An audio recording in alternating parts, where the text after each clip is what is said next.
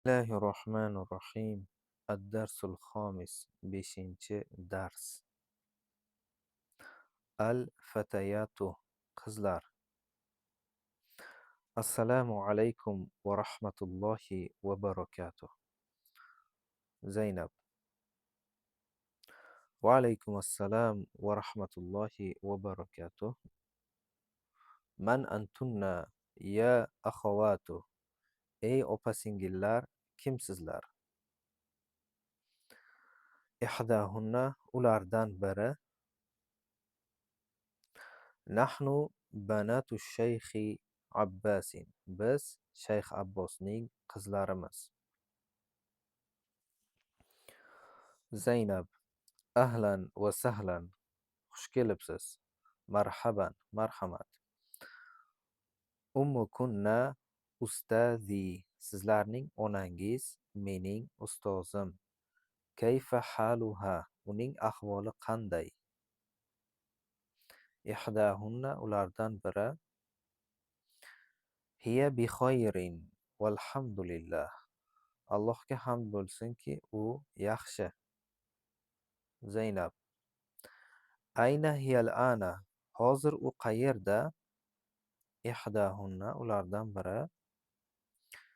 Hiyal ana fir Riyod. U hozir Riyozda. Zaynab: mata zahabat? Qachon bordi?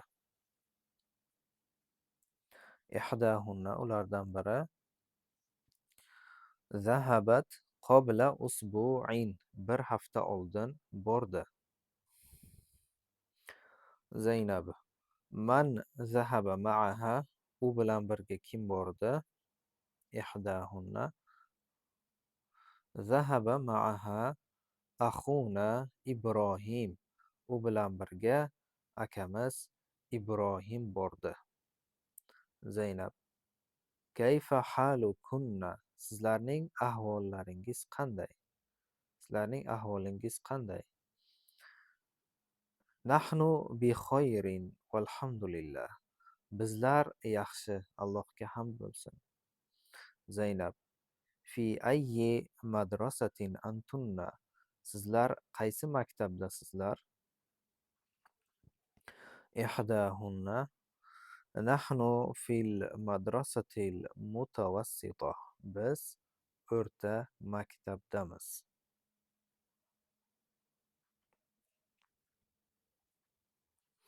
Zaynab: mata ixtibarukunna? Imtihonlaringiz, sizlarning imtihoningiz qachon? Ihdahunna: ixtibaruna ba'da shahrin inshaalloh. Alloh xohlasa, bizning imtihonimiz bir oydan keyin. Azahabtunna ilal madrasatil yawma? Bugun maktabga bordingizlarmi? Naam zahabna va raja'na. Bordik va qaytdik. Keyingi mashq. Bunda savollarga javob bering deyilgan. Man antunna? Demak, yuqoridagi mashqdan topamiz. Sizlar kim? Bu yerda aytilyaptiki, masalan, nahnu banatu ash-shaykhi Abbasin. Biz Shayx Abbosning qizlari. Ikkinchi savolda ayna ummukunna? Xuddi shu tariqa qolgan savollarga ham javob yuqoridagi matndan topamiz. Ikkinchi mashqda demak bu yerda muannas shakliga yozish kerak gaplarni. Mana bu yerdagi gaplar hammasi muzakkarda.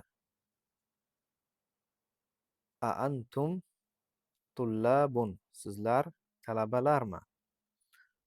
Endi shuni muannas shaklida. A antunna tolibatun? Sizlar tolibalarmi? A antum mudarrisuna? Qanday bo'ladi? A antunna mudarrisatun? Xuddi shu tariqa boshqalarni ham yozib chiqamiz. 45 betdagi mashq. Demak, bu yerda misolda aytilyaptiki: Ayna baytukum ya ikhwan. Ey birodarlar, ey aka-ukalar, uyingiz, sizlarning uyingiz qayerda? Xuddi shu gapni muannas shaklda yozamiz. Endi, ey opalar, sizlarning uyingiz qayerda? Ayna baytukunna ya akhawat. Ayna axukum ya ikhwan. Ey akalar, sizlarning ukangiz qayerda? Bu yerda ey opalar, sizlarning singlingiz qayerda? Xuddi shu tariqa qolganlarni ham to'liq yozamiz inshaalloh.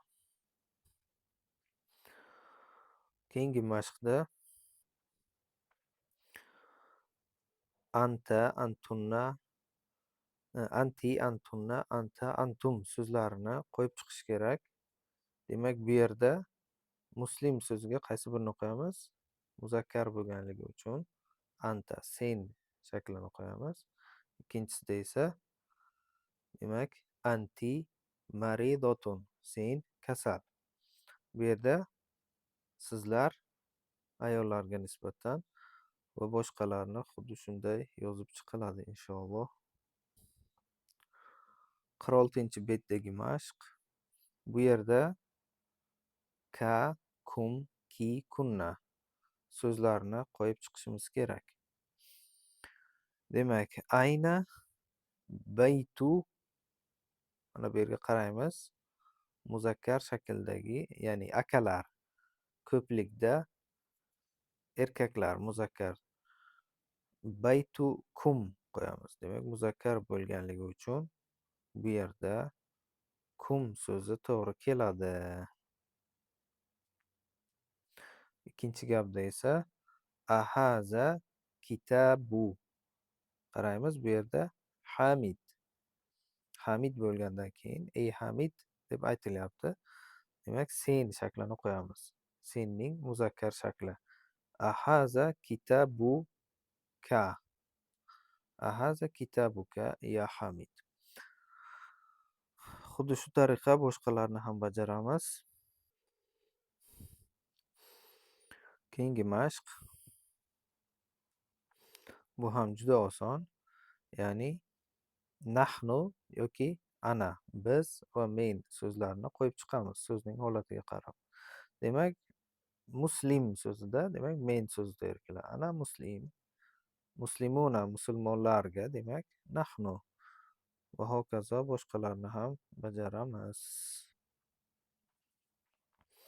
47-betga o'tdik. Demak, bu yerdagi gaplarni tarjima qilamiz.